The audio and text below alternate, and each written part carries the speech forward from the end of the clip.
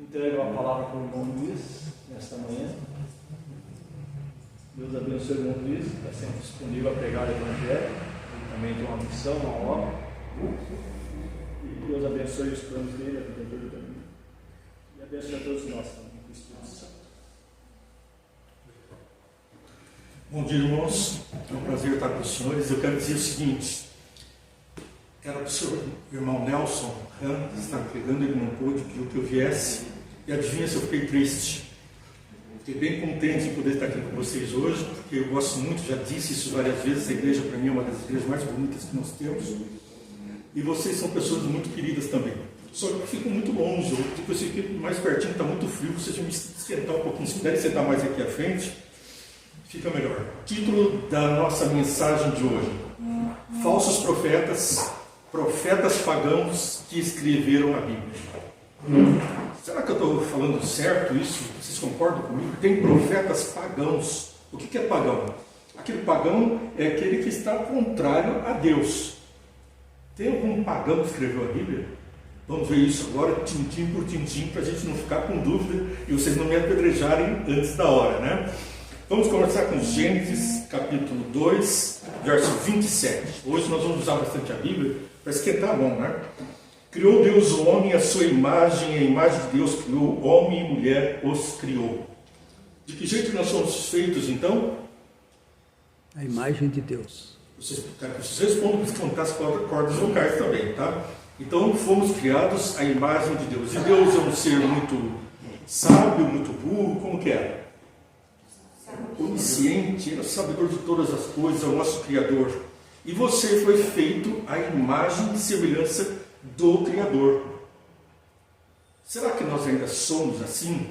Porque na faculdade, nas aulas de história, nas aulas de biologia, se fala muito em evolucionismo. Então o primeiro homem seria lá um descendente meio símio, meio parecido com um macaco, uma pessoa meio assim, doida, sem nenhuma capacidade mental, carregando pedras e paus para atacar os animais. Mas aqui na Bíblia a gente vê que os animais viviam em harmonia com o homem e que Deus nos fez a sua imagem e semelhança. Portanto, não fez nenhum neandertal, não fez nenhum pré-humano. Ele fez sim um ser à imagem e sua semelhança.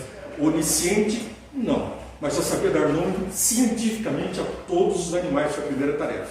Portanto, eu não posso presumir que Adão seria menos inteligente do que qualquer um de nós. Pelo contrário, como a natureza humana decaiu, a nossa alimentação está pobre porque o sol está pobre, a terra produziu cardos e abrolhos, é o que vai dizer logo em seguida com a entrada do pecado, e com isso a terra fraca passou a nos dar um alimento fraco, não participamos mais da árvore da vida, perdemos o contato direto com o Criador que visitava Adão todos os dias, e trazia para eles os ensinamentos. Porque o que aconteceu? Adão foi criado na sexta-feira, não é isso? E o que aconteceu no sábado? Deus passou a viver com o homem ensinando, porque imagina, o homem nasceu e não sabia muita coisa, nasceu adulto. E de repente ele se vê solto no mundo. E aí os homens têm até certa razão de imaginar que eles eram meio assim humanoides, né, incapacitados. Mas esquecem que Deus passou o sábado com eles. E ali ele ensinou a Adão todas as coisas. Qual foi um dos ensinamentos que vocês podem me lembrar que Deus passou para Adão? Ele ensinou ali sobre o sábado, o dia que ele festeja a criação. Que mais que ele ensinou? A árvore da vida estava ao caminho. Ensinou também sobre qual outra árvore? A do conhecimento do bem e do mal. Não comam dela. Em outras palavras, Deus estava passando para eles o que comer e o que não comer naquele mundo cheio de frutas e de todo tipo de alimento que nós vivemos hoje, que a gente conhece no Brasil meia dúzia de frutinhas comparado com o que tem no mundo. De vez em quando eu gosto de ver os vídeos de outros países que apresentam suas frutas e ficam com a boca cheia d'água. Eles falam, essa fruta é uma delícia, mas eu nunca vi e provavelmente nunca vou ver, porque aqui no Rio Grande do Sul a gente tem bastante uva, bastante pêssego, bastante maçã e laranja, né? E talvez o abacaxi que venha mais do litoral, e são essas as frutas mais conhecidas. Depois tem o quibe, tem outras também, e até aquelas que nós trazemos de outros lugares. Mas, meus irmãos, deve estar falando para ele também dos 3 rios. Dos 3 rios. os 3 rios. Ele foi da geografia do lugar, né? E o lugar era o paraíso, ou seja, o orvalho caía e regava as plantas. E Adão morava, segundo que Ellen White diz, debaixo de trepadeiras, muito floridas e carregadas de frutos perfumados. Flores perfumadas, frutos perfumados, um jardim cheio de borboletas, de animais e de serpente voadora. Zon, Eufrates e Gion. Pois é, são os rios que partiram ali do trono de Deus, né? E o que nós temos então? Entre os animais mais belos, a mais bela de todas era a serpente. Ele White descreve com laivos dourados, ou seja, reflexos dourados. Era um animal que voava. E daí então algumas pessoas pensam que os répteis deram origem aos seres que voam. Por quê? Porque existe realmente esse elo perdido que eles procuram tanto pela ciência, procurando um réptil que vire uma ave. Mas nós já conhecemos um réptil que voava. E agora eu pergunto para os irmãos: esse ser cheio de sabedoria, ele também passou adiante esse conhecimento, não é isso? Vamos ver então Gênesis capítulo 3, versos 8 e 9, o que passa a acontecer. Ouvindo o homem e sua mulher os passos do Senhor Deus que andava pelo jardim, quando soprava a brisa do dia, esconderam-se da presença do Senhor Deus entre as árvores do jardim. Mas o Senhor Deus chamou o homem, perguntando: onde está você? E ele respondeu: ouvi teus passos no jardim e fiquei com medo, porque estava nu, por isso me escondi. O que aconteceu com o homem? É que ele perdeu a santidade, a comunhão com Deus, e ele vai se esconder de Deus. Ele começa então a se afastar da fonte da onisciência, da sabedoria plena, a fonte da vida, e começa a caminhar por lugares escondidos. Bom, agora o mestre já não caminhava mais livremente com eles, mas eles passaram a ter medo de Jesus. Os passos de Jesus, que antes eles ficavam esperando, cantando, esperando a hora do pôr do sol de cada dia para encontrar com Jesus e obter conhecimento, sabedoria, notícias do cosmos, dos outros mundos onde existem vidas também criadas por Deus, notícias dos céus. A televisão deles era ao vivo e a cores com o próprio Jesus, trazendo as notícias do universo da maneira mais viva que podia existir, com a própria origem da vida entre eles. Não tinha fake news. Não tinha. Será que não tinha mesmo? Vamos ver um pouquinho. Porque eu falei que nós vamos falar sobre falsos profetas, profetas pagãos e pessoas ruins que escreveram a Bíblia. Vamos voltar lá para Gênesis, capítulo 2. Lá pertinho dos rios que fala ali, né? Gênesis 2? Capítulo 2. Aliás, desculpa, capítulo 3, verso 4. Mas vou ler a partir do verso 1. Ora, a serpente era o mais astuto de todos os animais selvagens que o Senhor Deus tinha feito. E ela perguntou à mulher: foi isto mesmo que Deus disse? Não comam de nenhum fruto das árvores do jardim? Quem foi o primeiro falso profeta da Bíblia? Serpente. Foi Satanás. Então nós vemos que está escrito na Bíblia o que o diabo falou. Mas pode? Sim, está aqui. A fala de Satanás. Respondeu a mulher a Satanás: podemos comer de todo o fruto das árvores do jardim. Mas Deus disse: não comam do fruto da árvore que está no meio do jardim, nem toquem nele. Do contrário, vocês morrerão. Disse a serpente à mulher: certamente não morrerão. Aí surge o anticristo, que já no céu já era, e o anticristo, e agora na terra ele se manifesta. Certamente vocês não morrerão. Ele usa as mesmas palavras de Deus: certamente morrerão. E ele diz: certamente não morrerão. Só colocou a palavra não na profecia.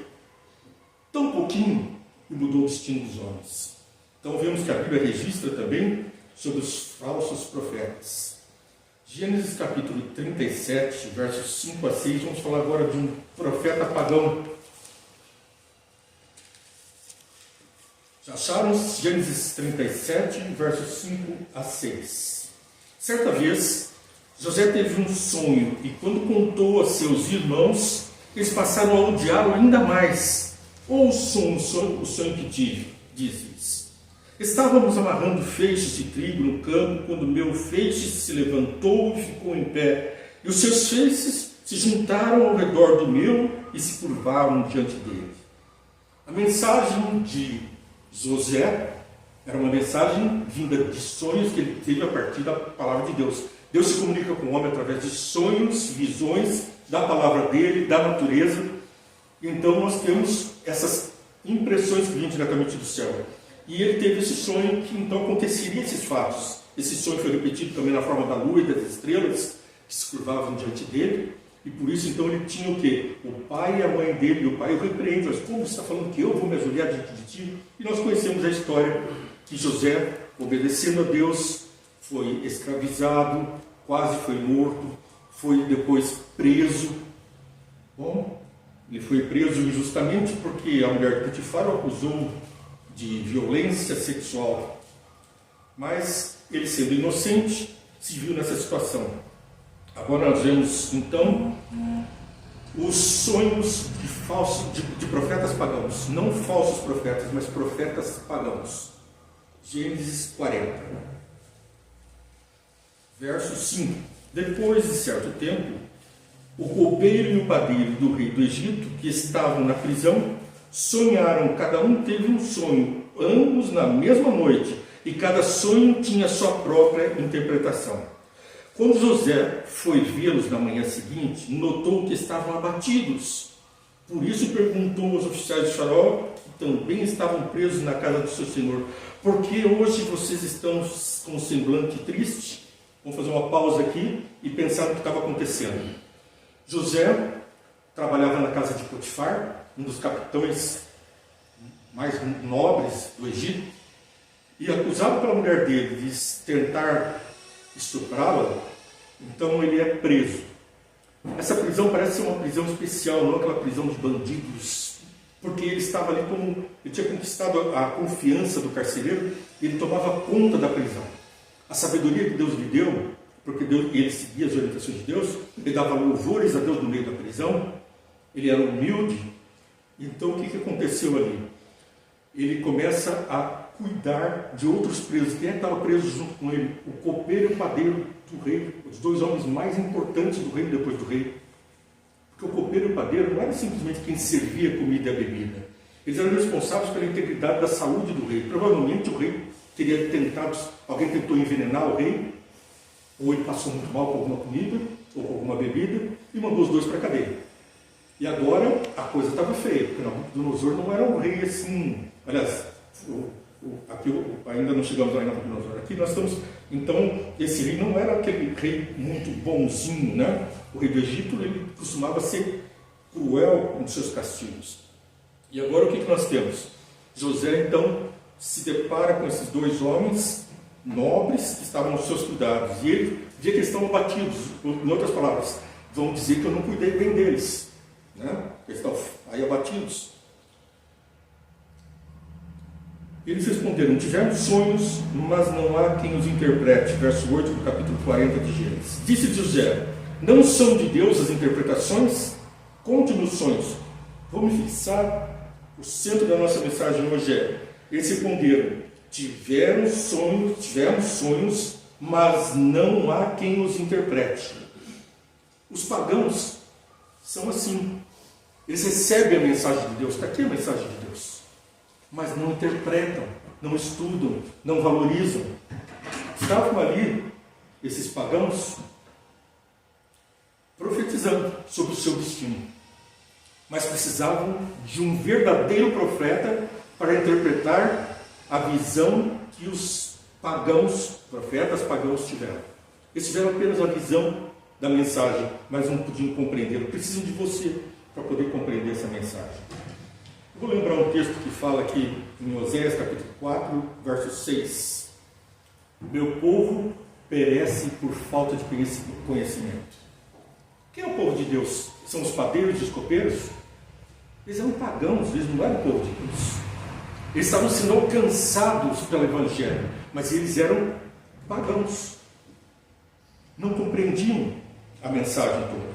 Tiveram a mensagem, mas não puderam dar a perfeita interpretação. Então, como que nós, humanos, vamos cumprir a mensagem do Mestre que diz: ide pregar o Evangelho a todas as nações?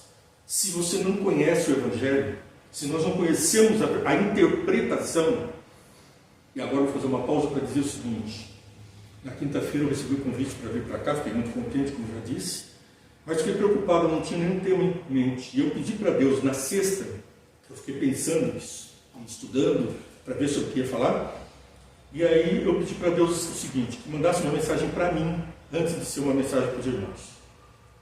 Senhor, tem que ser uma mensagem para mim, eu também preciso aproveitar. E a mensagem veio para mim, essa daqui. Por que eu não estou entendendo direito a nossa lição, Daniel e Apocalipse, esses textos difíceis da Bíblia? Será que são realmente difíceis para aqueles que têm interpretação? Vamos ler novamente. Disse José: não são de Deus as interpretações? Conte-me os sonhos. Então eles contaram o sonho para José. Né? Então, a gente tem que ter o entendimento que, para podermos compreender a palavra de Deus, devemos pedir a companhia dele, a orientação dele, porque o Santo Espírito é que faz a gente entender, senão a gente vai passar por alto as mensagens, como fizeram o copeiro e o padeiro, e não vamos conseguir entender perfeitamente. O verso 18 do capítulo 40 nos diz assim: e disse José: esta é a interpretação, as 3 cestas são 3 dias. E assim ele passa a descrever. Ele teve a interpretação. Os outros só tiveram o sonho, mas não sabiam o que significava. E ele traz então a interpretação. Já no capítulo 41, versos 12 e 13, eu estou pulando certos pedaços da história para a gente avançar adiante. Pois bem, havia lá conosco um jovem hebreu. Quem é que está falando aqui? Aqui está falando, certa vez o Faraó ficou irado, verso 10, tá? Verso 9. Então o chefe dos copeiros disse a Faraó: hoje me lembro de minhas faltas. Por quê? Porque ele tinha prometido para Daniel que ia falar sobre ele ao Faraó da inocência dele. Certa vez o Faraó ficou irado com seus 2 servos e mandou prender. Quem mandou ser preso? O copeiro que estava junto com o chefe dos padeiros, na casa do capitão da guarda. Certa noite cada um de nós teve um sonho, e cada sonho tinha a sua interpretação. Pois bem, havia lá conosco um jovem hebreu. Você é descendente de Abraão? Nós somos pela fé descendentes de Abraão, então nós também somos hebreus. Tinha lá um jovem hebreu, tinha lá um adventista, você estava lá, servo do capitão da guarda. Contamos a ele os nossos sonhos e ele interpretou, dando a cada um de nós a interpretação do seu próprio sonho. E tudo aconteceu conforme ele nos dissera. E eu fui restaurado. A mensagem de restauração para o próximo é na nossa mão.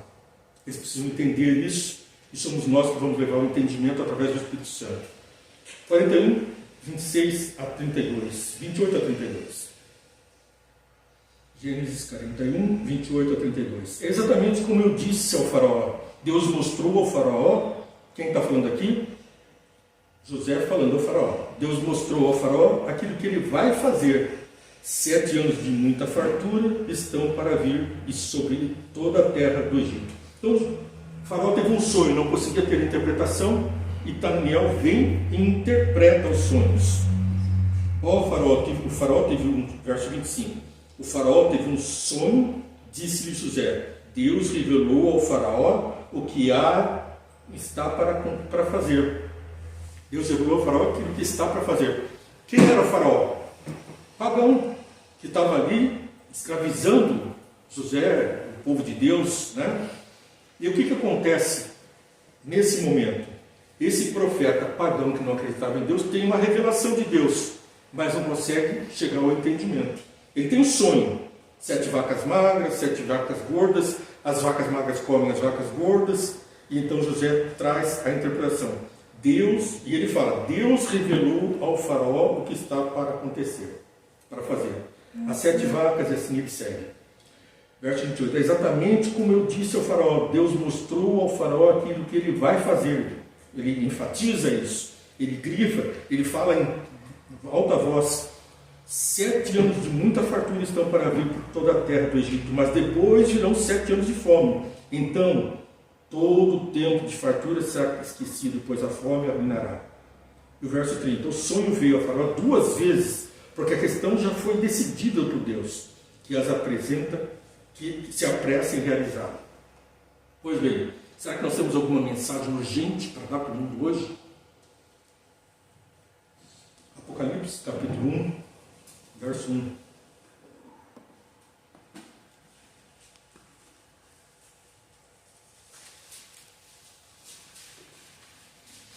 Revelação de Jesus Cristo que Deus lhe deu para mostrar aos seus servos o que em breve há de acontecer. Ele enviou o seu anjo para torná-los conhecido ao seu servo João, que dá testemunho de tudo que viu. Isto é a palavra de Deus e os testemunhos de Jesus Cristo. Feliz é aquele que lê as palavras dessa profecia e felizes aqueles que ouvem e guardam o que nela está escrito, porque o tempo está próximo.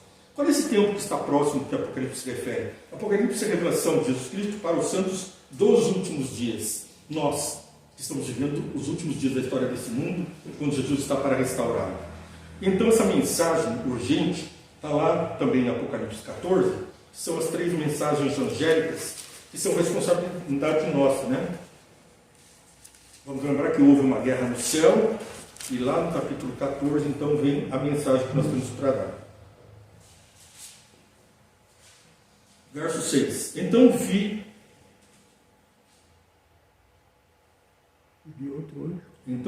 outro anjo que voava pelo céu e tinha na mão o evangelho eterno para proclamar aos que habitam a terra, toda a nação, tribo, língua e povo.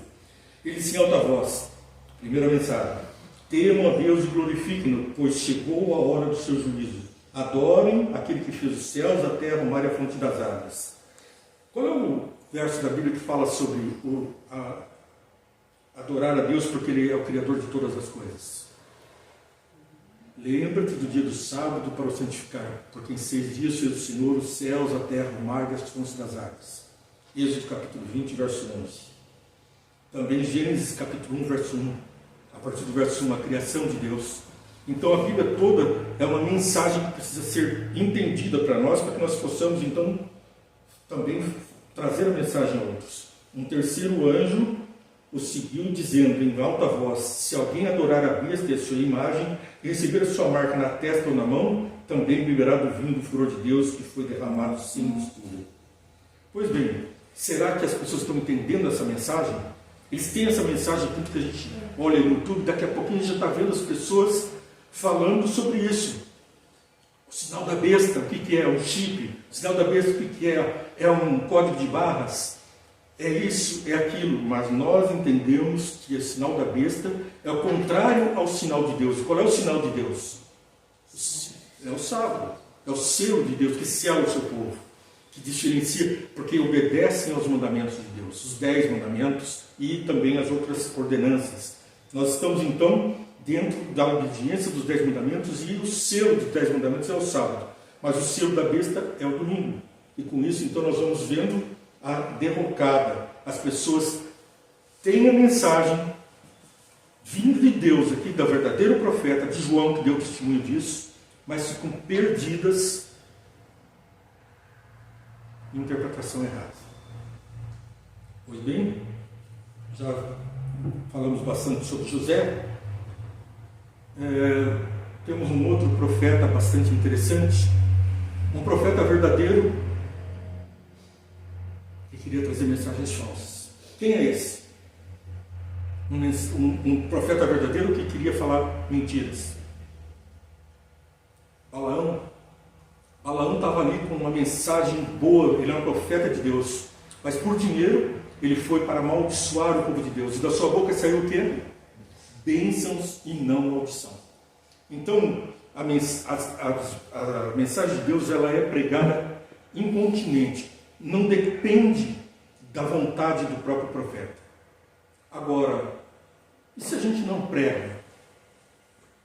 E se a gente não fala para os nossos vizinhos, para os nossos amigos dessa verdade?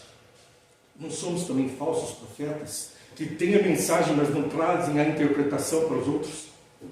Como Daniel, como José, Será que a gente vai deixar as pessoas seguirem num rumo sem rumo, numa estrada sem saída, no engano de Satanás, que foi o primeiro profeta enganador?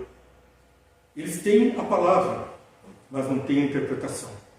Quem é que tem interpretação sobre o santuário, sobre a breve volta de Jesus? Quem tem a missão de pregar as 3 mensagens angélicas? É você, sou eu. Pois bem, Daniel capítulo 1, verso 1. No 3º ano do reinado de Joaquim, rei de Judá, Nabucodonosor, rei da Babilônia, veio a Jerusalém e a sitiou.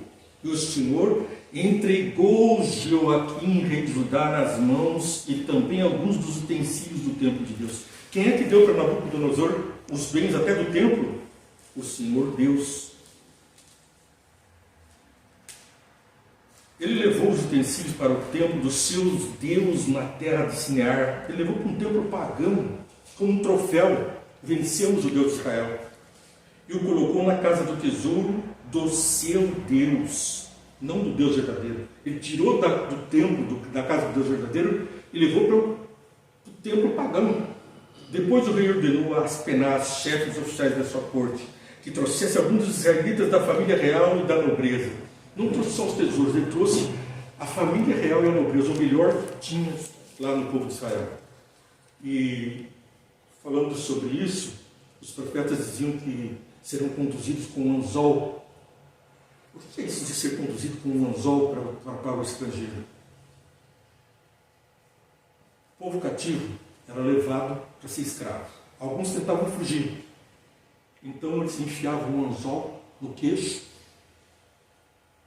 e amarravam uma corda e iam puxando os escravos de Israel. Muitos filhos de Israel com um anzol no queixo enfiado, sendo arrastado do deserto afora, caminhando ali quase 700 quilômetros. Daniel foi um desses que talvez tenha sido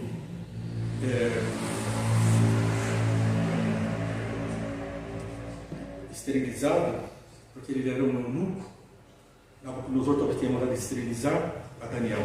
A gente não tem isso expressamente na Bíblia, mas se presume quando diz que ele era um eunuco. Uns com anzol no queixo, outros se tornando eunucos. Mas o que acontece aqui? Vem no capítulo 2. No 2º ano do seu reinado, Nabucodonosor teve uns sonhos. Sua mente ficou tão perturbada que ele não conseguia dormir. Por isso o rei convocou os magos, os encantadores, os feiticeiros e os astrólogos, para que eles dissessem o que ele havia sonhado. Quando vieram se apresentaram ao rei, esse lhes disse: tive um sonho que me perturba e quero saber o significado. Esses comiam na mesa do rei. Lembra lá que também no tempo de Elias tinha 900 falsos profetas que comiam na mesa do rei, alimentados por Jezabel? Agora nós temos também no tempo do fim essa mesma mensagem. Portanto, nós vamos de todos os profetas que apresentei agora, de Satanás, José, Balaão, Daniel, daqui a pouco vou chegar em você, profeta. Tem uma mensagem para nós também. Então os astrólogos responderam em aramaico ao rei: ó rei, vive para sempre, conta os sonhos aos teus servos e nós interpretaremos. Aramaico era a língua natural deles, e muitos não entendiam, estavam ali na corte e ainda não entendiam essa língua. Então eles falaram assim, ó, meio que em segredo para o rei: conta para nós o teu sonho que a gente interpreta. E como é que o rei enxergou isso? Ele tinha tido uma visão de Deus, era pagão, prendeu o povo de Israel, levou cativo, levou os tesouros de Israel, levou o que tinha de bom no templo de Israel, levou para a Babilônia, no templo pagão, estava ali cantando de galo, contando vitórias, e agora então ele tem esse sonho que perturba. Então o rei, verso 8, então, do capítulo 2 de Daniel: então o rei se respondeu: já descobri que vocês estão tentando ganhar tempo, pois sabem da minha decisão. Se não me contarem o sonho, todos vocês receberão a mesma sentença, pois vocês combinaram enganar-me com mentiras, esperando que a situação mudasse. Conte o meu sonho e saberei que vocês são capazes de interpretá-lo para mim. Tarefa difícil. Quem vai falar que é difícil essa tarefa? O próprio Daniel depois. Tinham que contar o sonho que outra pessoa teve e trazer a interpretação. Até agora nós vimos pessoas que ouviram o sonho e conheceram a interpretação. Agora o desafio é saber o que Deus colocou na mente daquela outra pessoa. Nós temos acesso à mente dos outros? Satanás tem acesso à sua mente? Não. Mas Deus tem. E então Daniel respondeu no verso 27. Nenhum sábio, quando ele foi colocado diante do rei, ele responde: nenhum sábio, encantador, mago, adivinho é capaz de revelar ao rei sobre o mistério sobre o qual perguntou. Mas existe um Deus nos céus que revela os mistérios. Ele mostrou ao rei Nabucodonosor. Puxa, mas tinha tanto israelita ali. Tinha o próprio Daniel, mas foi Nabucodonosor, o pagão, ímpio, malvado. E ele mostrou ao rei Nabucodonosor o que acontecerá nos últimos dias. Que dias são esses? Quais são os últimos dias, pessoal? Os dias que a gente vive agora. Hoje. Nós estamos nos últimos dias. Os sinais estão aí, não temos dúvida que Jesus está prestes a voltar. Nos últimos dias, o sonho e as visões que passaram por tua mente quando estavas deitado foram os seguintes. Ele passa a revelar o que estava na mente de Nabucodonosor.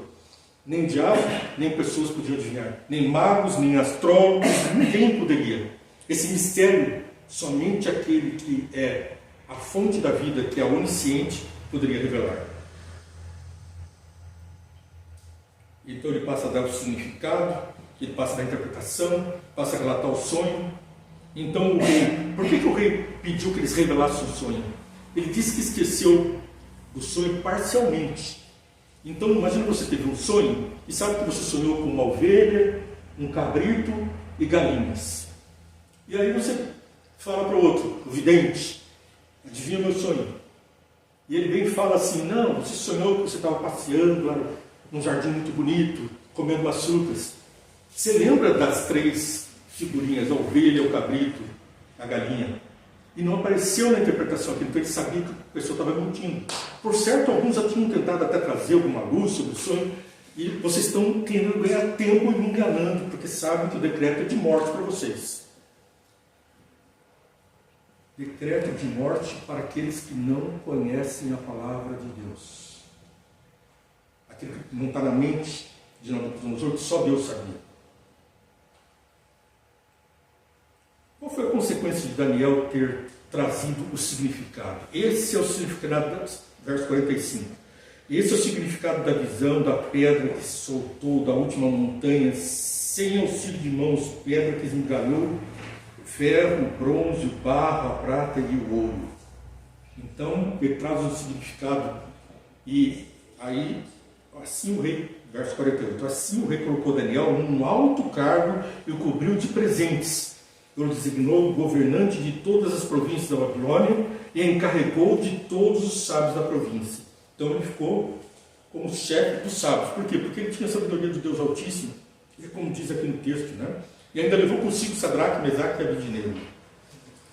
Mas agora nós vamos lá para o verso, capítulo 4, outro sonho do rei Nabucodonosor.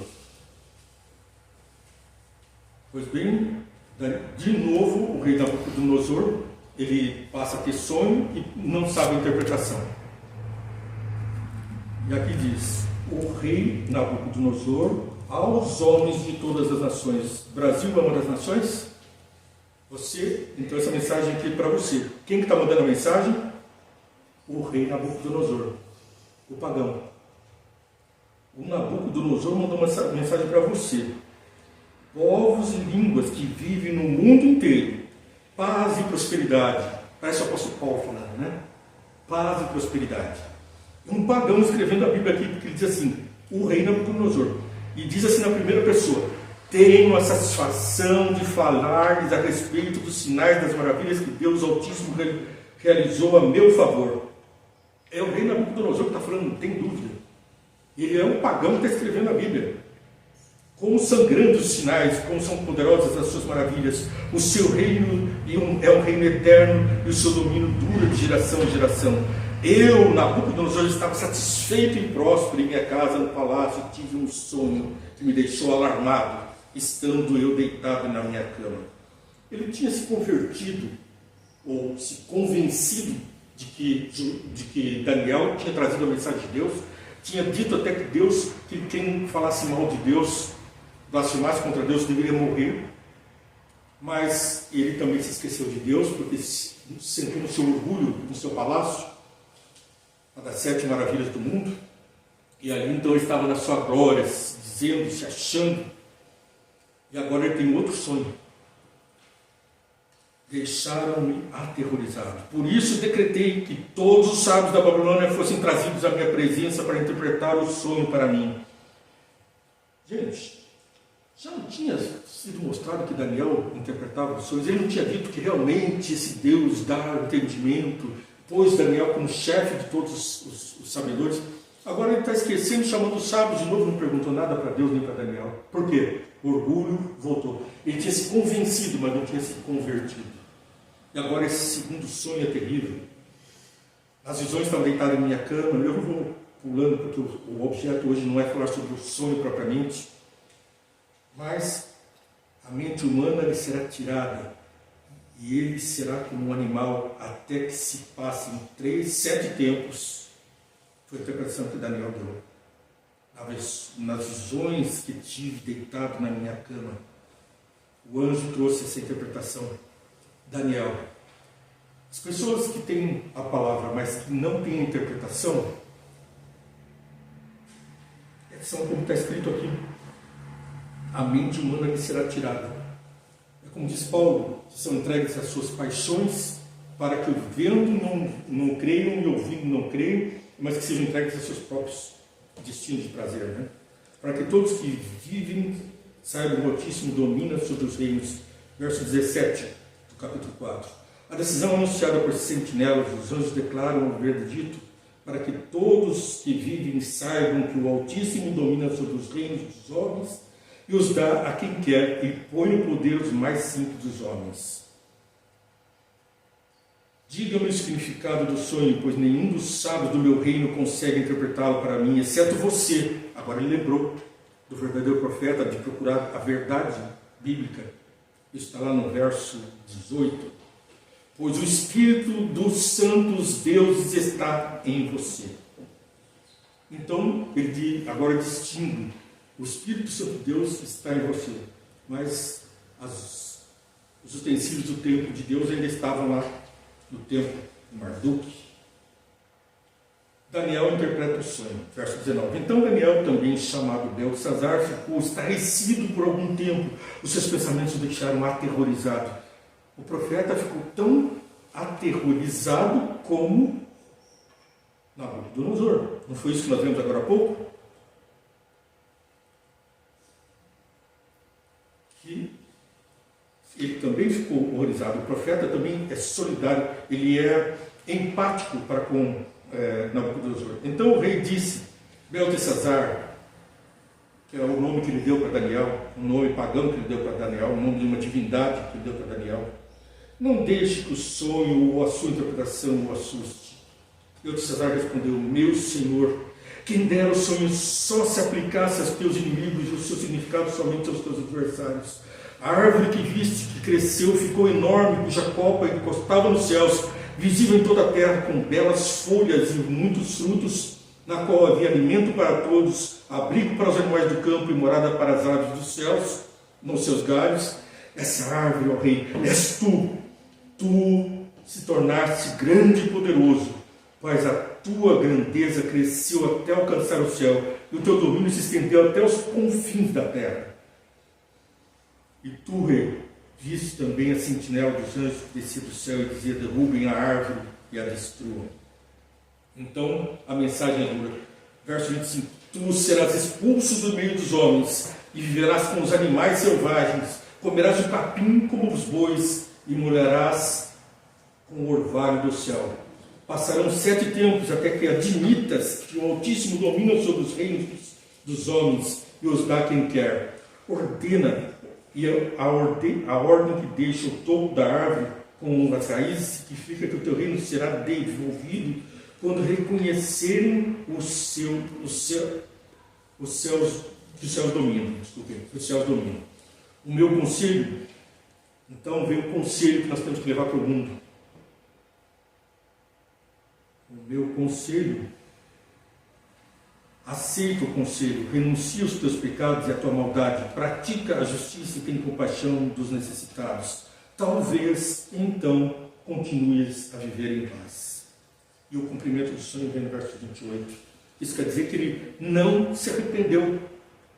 Ele continuou no seu orgulho, na sua vaidade. Bem, estamos entendendo até agora, então, que dessa mensagem nós podemos abstrair o seguinte: a Bíblia realmente relata sobre falsos profetas, relata sobre profetas pagãos, relata sobre profecias errôneas introduzidas por Satanás, mas também nos põe uma responsabilidade, de pregar o Evangelho a todo mundo. Mas não sendo cegos guiando os cegos, temos que estudar a palavra, porque precisamos, para ter a interpretação quando formos perseguidos e diante de reis nos questionarem sobre a nossa fé, não termos do que nos envergonhar e podermos dar a razão da nossa fé, que é como diz Paulo. E eu confesso que eu ainda não estou preparado para isso. E eu estou aterrorizado com essa mensagem que Deus me deu ontem. Por quê? Porque eu não estou preparado. Nós precisamos conhecer a palavra, ter comunicação com o Espírito Santo, comunhão com Deus, para ter a interpretação. Eu não tenho toda a interpretação. A mensagem para os santos dos últimos dias é para nós agora. Então, nós não estamos atrasados. Estamos no tempo certo para termos a interpretação. Temos que buscar de uma maneira diligente, como quem sabe que o mundo está terminando de verdade. Como quem está vendo a mensagem e está tendo a interpretação. Os sinais da volta de Jesus estão aí. Nós estamos todos vendo, ninguém mais fala sobre o sinal da volta de Jesus. Sabe por quê? Porque as pedras estão falando. Sabe quem são as pedras? Eu já falei nessa igreja aqui antes sobre isso. As pedras são a telinha do celular, a tela da televisão, são vamos lembrar que isso é de cristal. Essa telinha aqui, ela é feita de cristal, vidro, metal. Isso é pedra. E ela está falando. Tem enchentes, tem terremoto, tem maremoto. Onde está acontecendo terremoto, gente? Em lugares que nunca teve, aqui no Rio Grande do Sul. Começou a ter agora, faz poucos anos, terremoto, e cada vez está mais intensa a situação. Como no tempo do dilúvio, logo depois do dilúvio, também terremotos assolaram a Terra. Nós estamos vendo tudo acontecer de novo, diante dos nossos olhos, os sinais da volta de Jesus. Mas a interpretação, parece que nós estamos fazendo que nem Nabucodonosor. Vamos repetir. Tudo isso aconteceu com o rei Nabucodonosor. Mas antes, verso 27.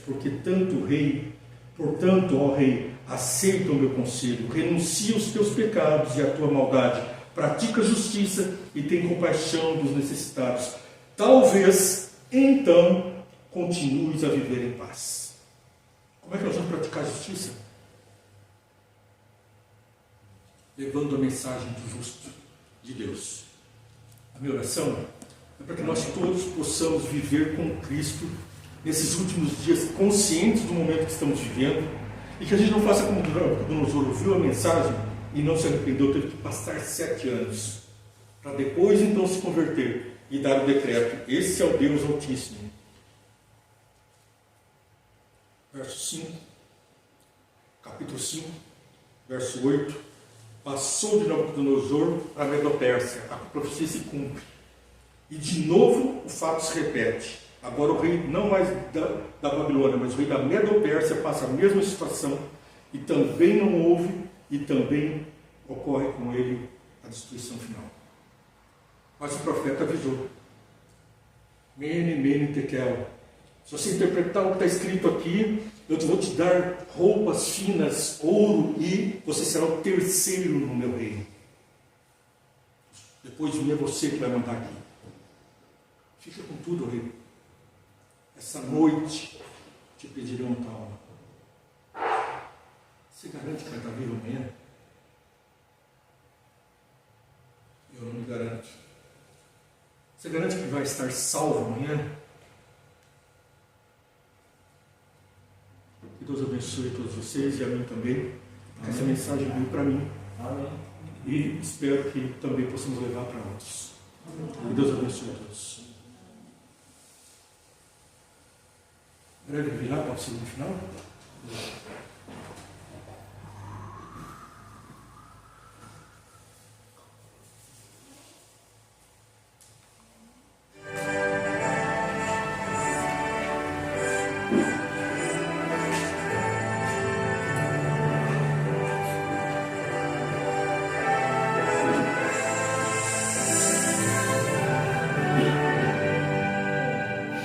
Servos de Deus, a trombeta tocai, breve Jesus voltará.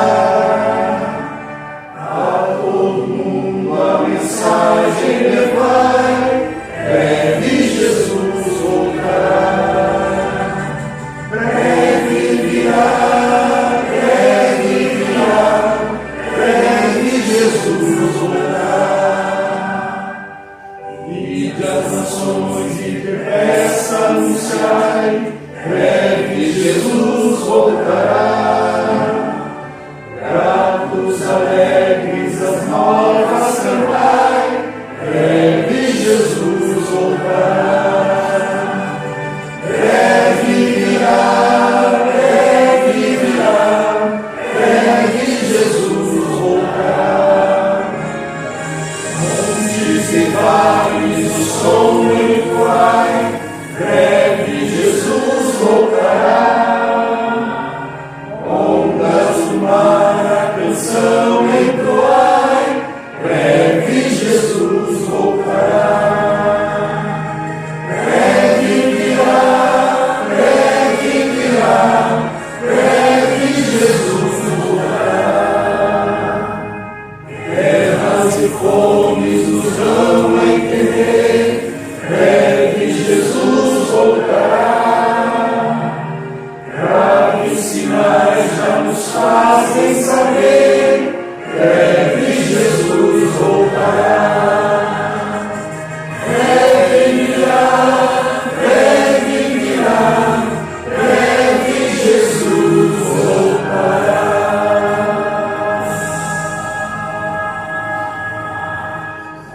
Amém. Antes da oração, eu gostaria de deixar um pequeno videozinho para vocês, contando um pouquinho do que seria a segunda parte desse sermão, que é como Daniel conseguiu ser sábio a ponto de fazer essas interpretações.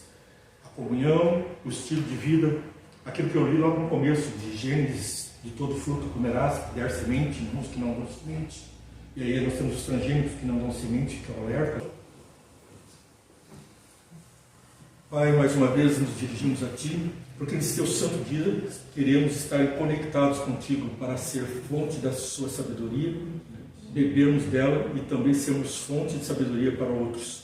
Que possamos levar a interpretação dos fatos, que possamos ter a interpretação dos fatos, que possamos conhecer a Tua palavra e possamos assim ser verdadeiros profetas Seus a falarem as verdades para um mundo que está em agonia.